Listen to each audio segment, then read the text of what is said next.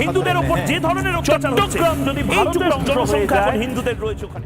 রাজনীতির ইতিহাসে নির্বাচন মানেই শুধু ব্যালট নয়, এটি ক্ষমতার লড়াই, বয়ানের লড়াই এবং ক্রমশই তথ্যের লড়াই। বাংলাদেশ যখন একটি গুরুত্বপূর্ণ নির্বাচনী সন্ধিক্ষণে দাঁড়িয়ে, তখন সেই বাস্তবতাই উঠে এসেছে প্রধান উপদেষ্টা ডক্টর ইউনূস ও জাতিসংঘের মানবাধিকার বিষয়ক হাইকমিশনার ভলকার তুর্কের সাম্প্রতিক ফোনালাপে। এই ফোনালাপ নিছক সৌজন্য নয়, এটি এক ধরনের আন্তর্জাতিক সতর্কবার্তা। ডক্টর ইউনূস স্পষ্ট করে বলেছেন, বাংলাদেশের নির্বাচনকে ঘিরে ভুল তথ্য, গুজব ও অপতথ্যের বন্যা বইছে, যা শুধু দেশীয় উৎস থেকেই নয়, বরং বিদেশি গণমাধ্যম ও আন্তর্জাতিক সোশ্যাল মিডিয়া নেটওয়ার্ক থেকেও ছড়ানো হচ্ছে।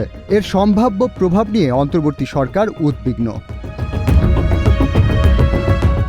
ভলকার তুর্কের প্রতিক্রিয়াও তাৎপর্যপূর্ণ। তিনি শুধু উদ্বেগ স্বীকার করেননি, বরং বলেছেন, জাতিসংঘের মানবাধিকার কার্যালয় এই অপতথ্যের চ্যালেঞ্জ মোকাবেলায় বাংলাদেশের পাশে থাকবে। তার মানে হচ্ছে, ভুল তথ্য এখন আর অভ্যন্তরীণ বিষয় নয়, এটি আন্তর্জাতিক মানবাধিকার ও আঞ্চলিক স্থিতিশীলতার বিষয়েও পরিণত হয়েছে। এই ফোনালাপের পর কিছু প্রশ্ন গুরুত্বপূর্ণ হয়ে উঠছে। এই গুজবগুলো কেন ছড়ানো হচ্ছে? কারা লাভবান হচ্ছে? দেশের ভেতরের রাজনৈতিক শক্তি কিংবা অন্য দেশের লাভ কি? রাজনৈতিকভাবে ছড়ানো ভুল তথ্যের বড় অংশই উদ্দেশ্য প্রণোদিত। কখনো নির্দিষ্ট কোনো রাজনীতিবিদকে গুলি করা বা গ্রেফতার করা হয়েছে, বা বিদেশে পালিয়ে গেছেন এমন দাবি ছড়ানো হয়। কখনো আবার সরকারের সিদ্ধান্ত, সংস্কার, উদ্যোগ বা নির্বাচন ব্যবস্থাকে বিকৃতভাবে উপস্থাপন করা হয়। বিশ্লেষকরা বলছেন, এতে করে প্রতিপক্ষ রাজনৈতিক শক্তির তিনটি লাভ হয়: বিশ্বাসযোগ্যতা নষ্ট করা, নির্বাচনী পরিবেশ অস্থিতিশীল করা আর বয়ানের নিয়ন্ত্রণ নেয়া। অন্তর্বর্তী সরকারের বিরুদ্ধে এই কৌশল আরও স্পষ্ট, কারণ এই সরকার নির্বাচন পরিচালনার দায়িত্বে। সরকারকে দুর্বল, অযোগ্য বা পক্ষপাতদুষ্ট দেখাতে পারলে পুরো নির্বাচন প্রক্রিয়ায় প্রশ্নবিদ্ধ করা সহজ হয়। আর এক্ষেত্রে যেন আগুনে ঘি ঢালছে ভারতের একাধিক সংবাদ মাধ্যম। বাংলাদেশকে ঘিরে দেশটির সংবাদ মাধ্যমের ভূমিকা শুধু সাম্প্রদায়িক গুজব ছড়ানোর মধ্যেই সীমাবদ্ধ নয়। সাম্প্রতিক সময়ে দেখা গেছে, রাজনৈতিক ও সামরিক গুজব ছড়ানোর ক্ষেত্রেও কিছু ভারতীয় মিডিয়া সক্রিয় ভূমিকা রেখেছে, যা সরাসরি বাংলাদেশের রাষ্ট্রীয় নিরাপত্তা ও কূটনৈতিক অবস্থানকে প্রশ্নবিদ্ধ করে। তারা যেটি করছে তা হচ্ছে রাজনৈতিক গুজব ছড়িয়ে সরকারকে অবৈধ ও অস্থির প্রমাণের চেষ্টা। ভারতীয় কয়েকটি টেলিভিশন চ্যানেল ও অনলাইন পোর্টাল নিয়মিতভাবে মোটা দাগে 4টি রাজনৈতিক বয়ান ছড়িয়েছে। 1. বাংলাদেশে অঘোষিত সামরিক শাসন চলছে। 2. অন্তর্বর্তী সরকার আন্তর্জাতিকভাবে স্বীকৃত নয়। 3. ডক্টর ইউনূস শিগগিরই পদত্যাগ বা বিদেশে চলে যাবেন। আর 4 নম্বরটি হচ্ছে, বাংলাদেশ কার্যত ফেইল্ড ট্রানজিশনের দিকে এগিয়ে যাচ্ছে। এই দাবিগুলোর বেশিরভাগই কোনো প্রাতিষ্ঠানিক বা আন্তর্জাতিক সূত্র ছাড়া অনুমান ও ব্রেকিং নিউজ ফরম্যাটে ছড়ানো হয়েছে।